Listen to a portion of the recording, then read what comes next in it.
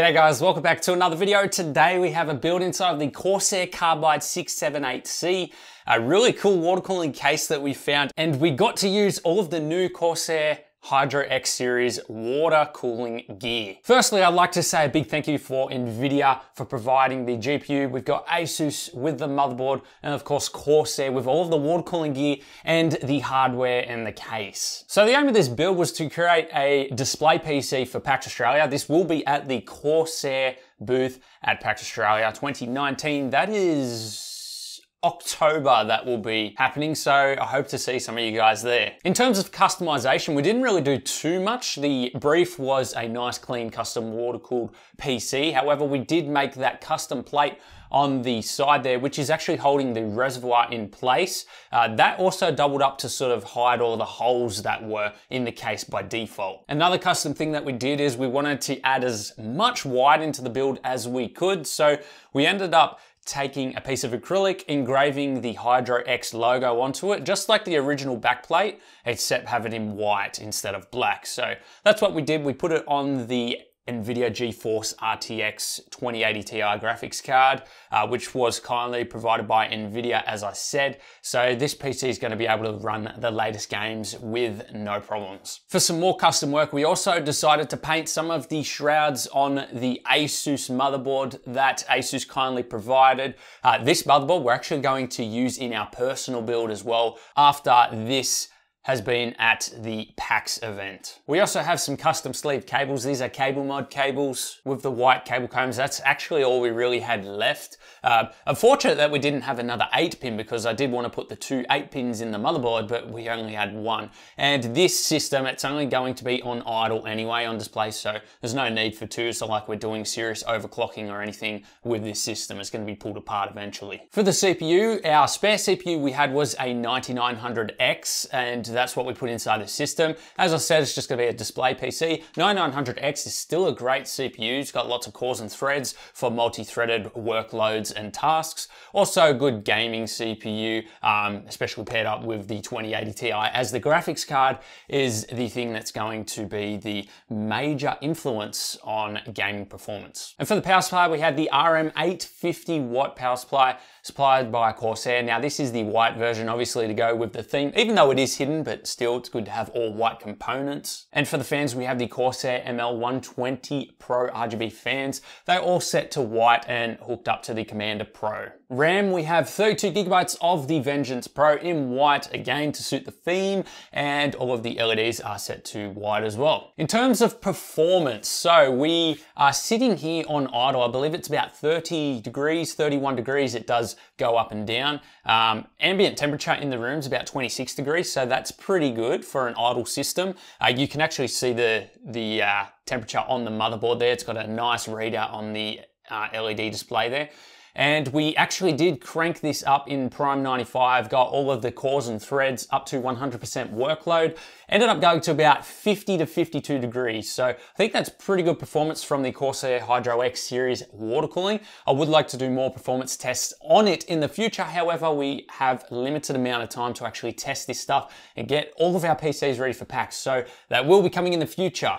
Now, in terms of the Hydro X series, so the radiators are from Hardware Labs. We know that they are really good performance, actually some of the best out there. So performance-wise, the radiator's really good. The fin density is really good, and I guess for such high fin density radiators, all you have to be careful of is choosing the right fans. They need high static pressure, so they are able to push the air through those dense fins. Speaking of dense fins, the CPU block has really dense fins. There's a lot of fins in there, which means that it's able to take the heat out more efficiently as long as there is good flow rate. Now, of course, this pump is more than capable of providing that good flow rate, so you are seeing really good performances. The pump and reservoir, it does its job. It's not going to really affect performance. I mean, the pump, it's the same as any other pump that's out in the market. It does its job, has good flow rate. Reservoir, that's just a tank to hold the liquid, so there's not really much to say about that. I guess it just depends on whether you like the look of it or not. Now, this is all injection molded, I believe it is, but so the reason Corsair decided to go down this line is because I believe that they were worried about, like when you over tighten fittings in acrylic, there is a lot of stress cracks and things that, you know, can happen. So I believe that they went down this route to try and prevent user error. And personally, I like the components, but it feels a tiny bit cheaper than, say, an acrylic reservoir.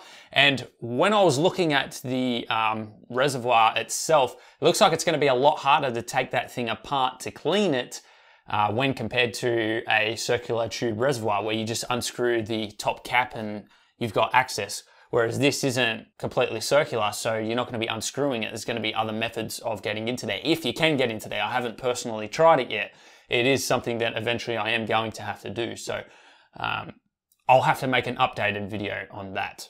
Now the fittings, they are from BitsPower, and BitsPower basically are my favorite water cooling brand in terms of fittings. So now Corsair is also one of my favorite water cooling brands in terms of fittings. I think BitsPower has the highest sort of premium feel in terms of fittings and looks. I love the looks of the BitsPower fittings 100%, and Corsair are getting their fittings from BitsPower. So Corsair are going to be the new best looking fittings as well. The GPU water block, I really love. It has a nice clean design. Thank you for sticking with neutral color schemes. Just blacks, whites or grays is perfect. I do like that they left the center bit clear so you can see the fins and the water flow and everything like that. Again, with the GPU block, the fins are nice and dense, so it is taking out that heat much more efficiently. And the water block is nickel plated, so I prefer that nickel plated look with, especially with like a white build. If I was going for a more copper build, then obviously it wouldn't suit more, but it is facing upside down anyway, so you're not really gonna tell the difference. And for the case, the Corsair 678C, really good water cool friendly case. Now you can fit a 420mm radiator up top. We managed to put a 360 up the top because that's what comes with the kit. And then we had a 240 that came with the kit. However, we can fit a 360 and possibly a 420. I need to double check that, but I know a 360 will fit in the front as well. We only had that 240, so we fit a 240 in there. Now the 360 will be good for supplying a bit of airflow for the hard drives, which are down in the bottom cages there. We only have an SSD in here because this is a display system, so it's not really vital for that. Cable management in this system was quite a breeze. There is plenty of room at the back. You have a thicker space at this side where the, just behind the reservoir there. And by me putting that plate in there, it's also given me a lot more room to hide cables and everything like that. And then of course we do have the power supply shroud, which you can shove cables under as well. There are plenty of mounting holes for zip tying all your cables to. And all of the panels actually have sound dampening foam attached to it, so it's a really quiet system, and I can barely hear it as it is. So really good fans on that part, not creating a lot of noise. And then of course, when you've got them synced up to the Corsair iQ software, you've got full control over the whole system. So in summary, I think Corsair have done a really good job at providing a top high-end water cooling kit. As I said before, I prefer the look and feel of something that is acrylic.